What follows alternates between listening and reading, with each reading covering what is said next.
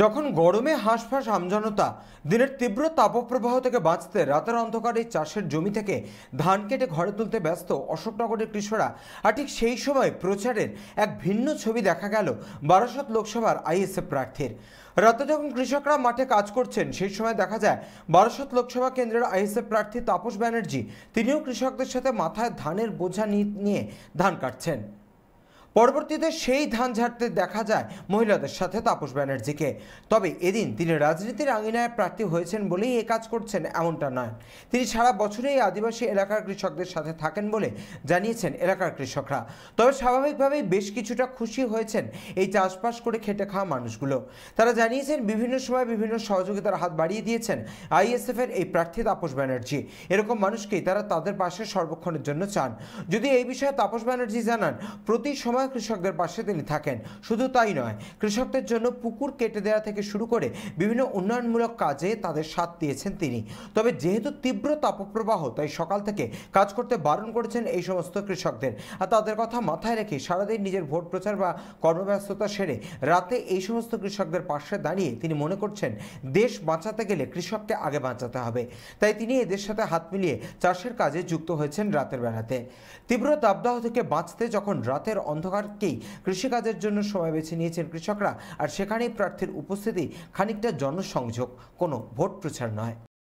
আমি বলতে চাই, উনি প্রার্থী হয়েছে বলে আমাদের কাছের মানুষ উনি, কিন্তু আমাদের সবসময় সহযোগিতা করেছেন, সবসময় আমাদের পাশে থেকেছেন। বা আমাদের এই যে মাঠে ধান টান উঠছে, উনি সারা জায়গায় এলাকা ঘুরে এসে আমাদের এখানে সহযোগিতা, মাঝে মাঝে এসে এখানে বসে আবার গিয়ে আমাদের কষ্ট হচ্ছে বলে উনি মাঠে যায়। উনি এই বারাসাত লোকসভার উনি এই প্রার্থী হয়েছে বলে বড় কথা না, ইনি দীর্ঘদিন ধরে বহু পরিশ্রম করেছে। আমাদের এই এলাকায়, গরিব এলাকায় কি অবস্থা ছিল, এখানে কোনো জল পেতাম না, কিছু পুকুরে ধোয়া মাজার কোনো জায়গা ছিল না, আমরা যেতাম অনেকটা দূরে, মাথায় নিয়ে সব যেত। তার জন্য পুকুর করে দিয়েছে, পায়খানা বাথরুম তৈরি করে দিয়েছে, মঞ্চ তৈরি করে দিয়েছে আমাদের জন্য। সবসময়ের জন্য উনি জিতু খারুক, এটা আমরা সবসময় ওনার কাছে থাকবো, থাকবোই আমরা। এটা আমাদের এইভাবে প্রার্থী হওয়ার পরে এইভাবে একদম মাঠের ভিতর থেকে কাদার মধ্যে থেকে এইভাবে ধান নিয়ে আসছে, এটাও ভালো লাগছে। হ্যাঁ, ভালো লাগছে। আমাদের দাদা আমাদের পাশে আছে, এটাই আমাদের ভালো লাগে। বিগত দিনে এই কাজগুলো করেছে, হ্যাঁ, প্রার্থী হওয়ার আগেও করেছে। হ্যাঁ, আগেও করেছে, বহু আগে। মাটি কেটেছে আমাদের এখানে, যে মাটি কেটেছে পুরো মাটিটাটি উনি মাথায় রাস্তার উপরে মাঠে এখান থেকে মাটি মাথায় করে নিজে পাড়ে ধরিয়ে কাজ করেছে। আবার আমাদেরকে সবাইকে বলছে যে তোমরা সবাই সহযোগিতা হয়ে পুকুরটা কাটো, তাহলে তোমরা এখানে জল পাবা, সমস্ত পাবা, কলের জল পাবা, সব পাবা। এরকম প্রার্থী চেয়েছিলেন আপনারা? হ্যাঁ, আমরা এরকম চেয়েছিলাম, বহু বছর ধরে আমরা চেষ্টায় ছিলাম যে এরকম প্রার্থী আমরা পেয়েছি। আমাদের এইরকম প্রার্থী দরকার, যে মাঠে থেকে ধান কেটে আনবে, ধান ঝাড়বে, আমাদের সঙ্গে থাকবে, এরকম প্রার্থী আমরা চাই। মানে খুশি আপনারা? আমরা খুশি। এই যে আপনাদের পাশে এইভাবে দাঁড়িয়েছে, কি বলবেন? আমাদের পাশে চিরদিনই ছিল, চিরদিনই থাকবে, যতদিন উনি থাকবে ততদিনই আমাদের সাথেই থাকবে। আসলে বিষয়টা হচ্ছে, এটা আমার পুরনো অভ্যাস। আপনারা আগেও দেখেছেন, ওই পুকুরটা দেখুন, ওই পুকুরটা কিন্তু আমি সমস্ত আদিবাসী সমাজের উন্নয়নের স্বার্থে ওই পুকুরটা কাটতে আমি ছিলাম, ছবি দেখবেন আপনারা আগে। এটা আমার পুরনো অভ্যাস। আজকে আমার জনসভা শেষ হয়ে গেছে, ওদের বলেছিলাম, ওদের কাজকর্ম চলছে দেখলাম, কারণ দিনের বেলায় প্রকট রোদ, আমিও ব্যস্ত থাকি। এই রোদের সময় আমিও ওদের বারণ করেছি 11টা থেকে 4টার মধ্যে করবি না। তো এবং বরাবরই প্রত্যেক বছরই আপনারা এই টাইমে আসতে দেখবেন আমি ওদের সাথে ধান ঝাড়ি, ধান কাটতে যাই, ওরা ওদের হেল্প করি। এটা আমার অভ্যাস।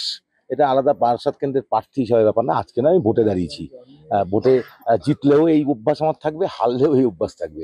কারণ ব্যাপার হচ্ছে, আমি মনে করি যে এই মানুষেরা আসলে প্রকৃত মানুষ, আর এদের জন্যই আমার দেশ।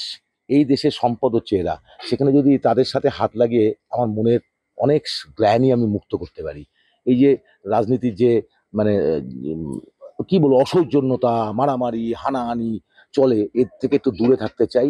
এবং প্রকৃত মাঠের মধ্যেই আমার জীবন, মাটির মানুষ আমি, মাটিতেই আমার মানুষের সাথে সংযোগ দীর্ঘ 30-40 বছর ধরে। এটাও কি একটা জনসংযোগ যেটা করলেন? হ্যাঁ, এটাও জনসংযোগ, এটাও পার্ট অফ দ্য জনসংযোগ, এটাও জনসংযোগ। কারণ সহযোদ্ধা, জনসংযোগ, তাদের কষ্টের সাথে যদি আমার কষ্ট আমি না বুঝতে পারি, তাদের কষ্টটা, তাহলে পার্লামেন্টে গিয়ে তাদের কথা কিন্তু বলতে পারবো না। শুধু ভোটের জন্যই করলেন না? তো আমার তো আগের ইতিহাস আছে, দেখে নিতে পারেন। ওই পুকুর তো আমার কাটা, যান ছবিটা দেখে আসুন, জিজ্ঞাসা করবেন এখানকার মায় বোনদের যে আমি পুকুর কেটেছি কিনা, আমি রাস্তা কেটেছি কিনা, রাস্তায় ইট বয়েছে কিনা, এইখানে যে ঢালাইটা হয় যে সমস্ত, সেই ঢালাই আমি নিজে মাল বয়ে নিয়ে গেছি উপরে। এটা আমার পুরনো অভ্যাস। এর সাথে প্রার্থীর সাথে বা কোনো স্টানবাজির ব্যাপার নেই। এরা এই অঞ্চলের মানুষ জানে এই লোকটা করে থাকেন এটা? প্রতি বছরই এসব করে থাকি, প্রতি বছরই করে থাকি। নিজে জলের হাড়ির মানে কল যদি খারাপ হয়ে যায় নিজে এসেই লোক নিয়ে এসে সারাতে লেগে যায়। এটা পুরনো অভ্যাস, এভাবে মানুষ বলবে, এটা আমার কোনো কৃত্রিমতা না। আপনারা হয়তো আজকে ক্যামেরা বন্দি করলেন, আমাকে ধরে ফেললেন, সুযোগ পেয়েছেন, পেয়ে গেছেন, তা নাহলে যে মায় বোনেরাই বলবে যে আমি এদের সাথেই থাকি, এই সাথেই আমার জীবন, এবং আমি এইভাবেই জীবনটা কাটাতেও চাই। এটা অন্তর থেকেই বলছি, তাতে এমপি হলেও কি না হলেও কি, এদের মধ্যেই আমার জীবনকে বিলিয়ে দেবো আমি। অশোকনগর থেকে শান্তনু বিশ্বাসের রিপোর্ট, চ্যানেল 24/7।